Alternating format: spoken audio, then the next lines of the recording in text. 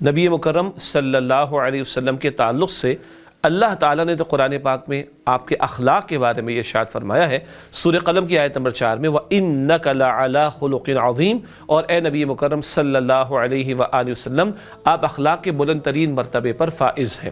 اس کی ایک ترجمانی یہ کی گئی ہے اخلاق آپ پر آ کر ختم ہو چکے ہیں، سبحان اللہ۔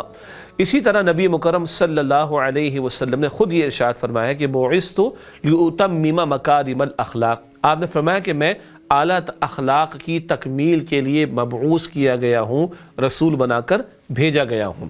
ہم نبی مکرم صلی اللہ علیہ وسلم کے نام لیوا ہم چاہتے ہیں کہ کل نبی مکرم علیہ السلام کی شفاعت ہمیں ملے اور نبی مکرم علیہ السلام کا قرب ہمیں حاصل ہو، تو آپ صلی اللہ علیہ وسلم نے اس حوالے سے بھی اخلاق ہی کا تذکرہ فرمایا۔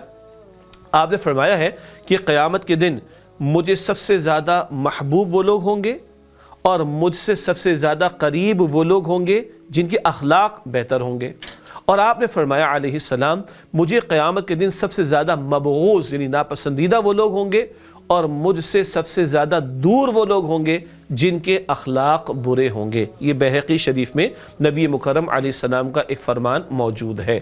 حاصل یہ ہے، غور طلب بات یہ ہے، آج ہمارے رویے، آج ہمارا کردار کیا گواہی دیتا ہے کہ ہم نبی اکرم صلی اللہ علیہ وسلم کے امتی ہیں؟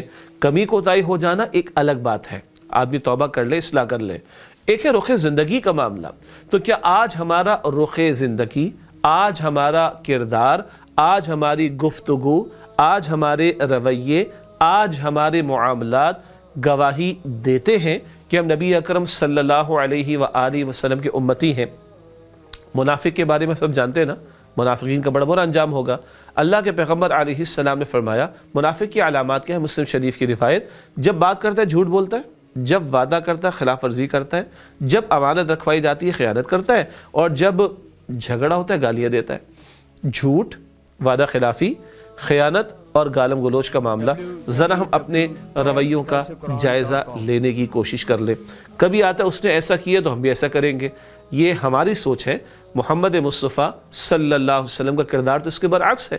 پہلی وحی کا نزول ہوتا ہے، اما خدیجہ رضی اللہ تعالی عنہ کے پاس حضور تشریف لاتے صلی اللہ علیہ وسلم، اور اما خدیجہ رضی اللہ تعالی عنہ حضور علیہ السلام کو تسلی بھی عطا دیتی ہیں اور فرماتی ہے کہ اللہ تعالی ہرگز آپ کو ضائع نہ فرمائے گا، اور چند جملے آپ نے عطا فرمائے جن میں یہ بھی، جو آپ سے کٹتا ہے آپ اس سے جڑتے ہیں، جو آپ کو محروم کرتا ہے آپ اس کو عطا کرتے ہیں، آپ صلہ رحمی کرتے ہیں۔ اللہ اکبر کبیرہ، یہ تو حضور کا طرز عمل صلی اللہ علیہ وسلم۔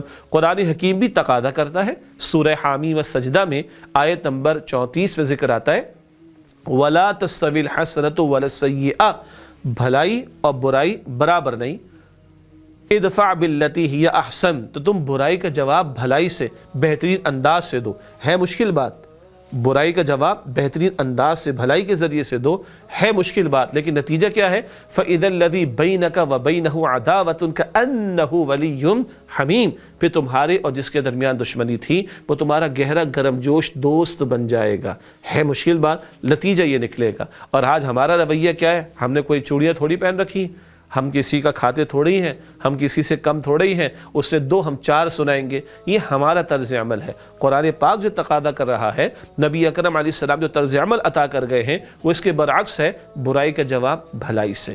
ہم غور کر لیں اپنے اخلاقی رویوں کے بارے میں۔ اگر ہم کل حضور نبی اکرم علیہ السلام سے قرب چاہتے ہیں اور آپ کے پسندیدہ ہونا چاہتے ہیں تو اخلاق حسنہ کی گواہی دینا ہوگی، اور اگر اس کے برعکس معاملہ ہے تو اللہ معاف رکھے کہ جو گالیاں، جو وعدہ خلافی، جو خیانت اور جو وعدوں کو توڑنا اور جو ہے وہ ایک دوسرے کے ساتھ زیادتی کرنا، حقوق کی پامالی کرنا، چرب زبانی بد کلامی کرنا اور سینے تان کر کھڑے ہو جانا، یہ رویے تو حضور سے دور رکھنے والے ہیں اور حضور کی نگاہ میں بندے کو ناپسندیدہ کرنے والے ہیں۔ اللہ تعالی ہمیں ہمارے اعمال کی اصلاح کی توفیق دے اور عمدہ اخلاقی رویوں کو اختیار کرنے کی توفیق عطا فرمائے، اور بد اخلاقی سے اور برے رویوں سے اللہ تعالی میری، آپ کی، ہم سب کی حفاظت فرمائے۔